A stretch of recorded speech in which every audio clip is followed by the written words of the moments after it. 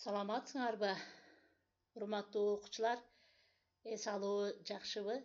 Анда аралыктан окутуу сабагыбызды баштайбыз, балдар. Кыргыз тили жана окуу 2-класс. Кыргыз тили жана адабият мугалими Байсалова Зина Амраевна.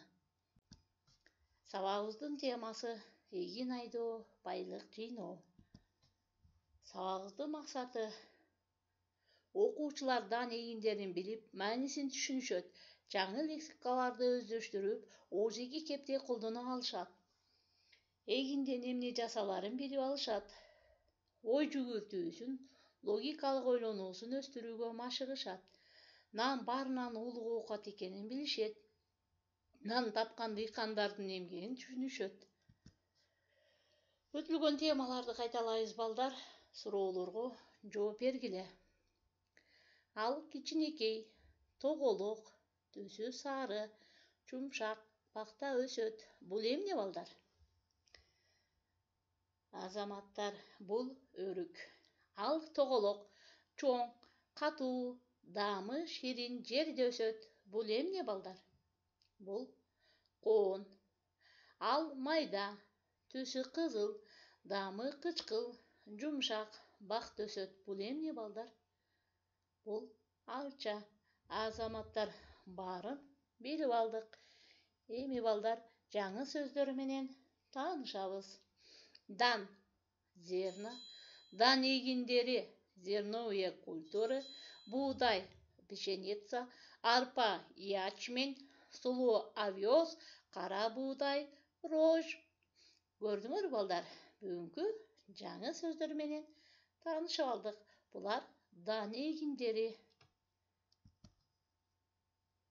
Эми, балдар, дептериңерге жазгыла. Бүгүнкү датаны жазасыңар. 27 Чын Куран айынын 27-си. Эгин айдоо, байлык жыйноо деп тема коесуңар дагы. Биринчи көнүгүү деп жазгыла. Буудай, арпа, кара буудай, сулуу. Көрдүңөрбү? Сүрөттөрүн дагы көрүп алгыла, балдар. Эми буга сүйлөм түзөбүз бул сөздөргө. Буудайдан ун жасалат деп. Калганын өзүңөр түзгүлө. Көнүгүүнү иштегиле дагы мага WhatsApp аркылуу жөнөтөсүңөр. Эми, балдар, ойлонуп тапкылачы. Табышмакты табабыз. Бою 1 карыш, сакалы 1000 карыш, жерден жик чыгат, 2 кулагы тик чыгат, дейт, балдар. Карагылачы. Бул эмне экен? Бул жүгөр экен, балдар. Азамат, таап алдыңар. Эми, балдар, 3-чү көнүгүүнү иштейбиз. Клеткалардан дан эгиндеринин 4 аталышын таап жазгыла. Буну өзүңөр табасыңар. 4 аталышы. Бул дан эгиндеринин 4 аталышы бар экен бул клеткада. Эми, балдар, диалогду окуйбуз. Акылай менен чыпалак баланын сүйлөшүүсү экен, балдар. Канаанда окуйбуз. Акылай: чыпалак бала, буудай, арпа, кара буудай эмне үчүн керек? Анда чыпалак бала: буудай, арпа, кара буудайды тегирменден өткөрүп, ун жасашат, ундан нан бышырат. Көрдүңөрбү, балдар?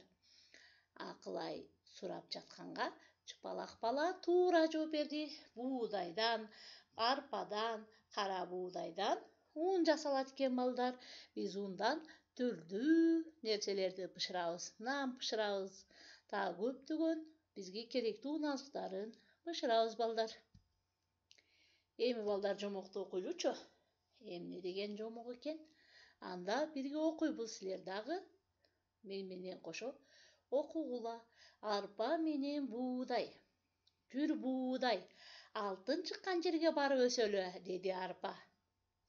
Мурутуң узун болгону менен акылың кыска экен, арпам. Биз эмне үчүн алтынды издеп барабыз? Алтын бизге өзү келет, деди буудай. Арпа буудай аш болот, алтын күмүш таш болот деген кыргыз макалы бар. Арпа буудайың көп болсо, алтын өзү келет. Көрдүңөрбү балдар? Эмне мааниси бар экен? Көрдүңөрбү? Арпа менен буудайды канчалык көп эмгек кылып үйүңдө көп болсо, алар өздөрү алтынды чакырат экен. Канчалык арпа буудайың көп болсо, ошончолук сен бай адамсың. Көрдүңөрбү? Арпа буудайды кантип өстүрөт экен? Арпа менен буудайды өстүрүш үчүн көп эмгек талап кылынат балдар. Ошон үчүн көп эмгек талап кылсаң, көп иштесең, көп нерсе табасың балдар. Ошон үчүн арпа буудайың көп болсо, алтын өзү келет. Көрдүңөрбү балдар? Ошону силер дагы түшүнүп окугула. Эми балдар, бүгүнкү сабакта эмнелерди билдик, эмнелерди үйрөндүк. Анда силер мага WhatsApp аркылуу байланышкыла. Үйгө тапшырма балдар. 3-чү көнүгүүнү жазгыла, 77-чи бет. 5-чи көнүгүү арпа менен буудай жомогун окугула. Ушуну менен бүгүнкү аралыктан окутуу сабагыбызды аяктадык. Саламатта калгыла балдар.